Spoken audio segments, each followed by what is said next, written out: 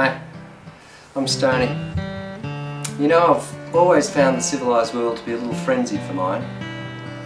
Since adolescence I've had a heartfelt desire to live deliberately yet spontaneously.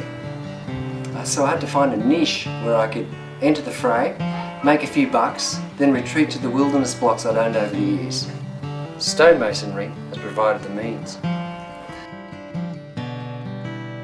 Living a Spartan existence on these properties, I planted forests of trees, built a dwelling with alternate facilities, and for various reasons moved on. Beyond hang gliding, trekking, and motorcycling, I chose impulsive excursions abroad to assuage my restlessness, always without itinerary. Jumping freight trains and hitching across the USA, where I worked for 18 months on the Stone.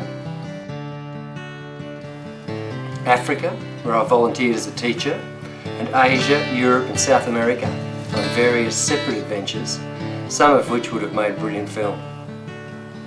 It was while building this bluestone barn on 250 acres of wilderness in northern New South Wales when I had the notion to buy a good 3-chip camera and find some interesting people that kept danger as an ally. Those in the industry will appreciate the challenges I faced. Alaska, where I'd hitched from Edmonton, Alberta in the mid-90s, would surely meet my needs, and I wasn't disappointed. People like Joan, the sexagenarian living alone in a hand-built house where over 30 years she had shot, skinned and eaten 3 black and 4 grizzly bears who were trying to gain ingress. Or Don, the daredevil pilot who became jaded from flying courageous young climbers into glaciers.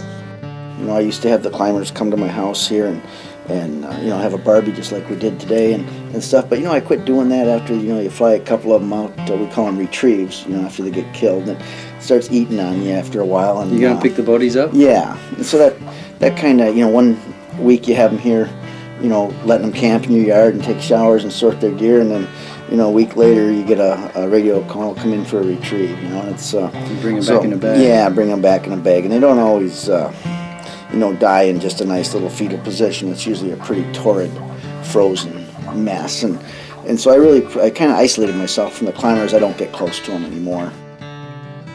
Or the Christian couple, practicing hard love on druggies and drunks at their own expense and peril on 600 acres of harsh wilderness in the interior. Or Scott, the young fisherman turned environmentalist, fighting for the preservation of waterways from overfishing and tourism pollution. The use of a good cameraman and or producer would increase the likelihood of success, though it definitely diminishes the intimacy and the integrity of candour. Currently we are working on a 3-part DIY Stone video series, beginners, intermediate and advanced.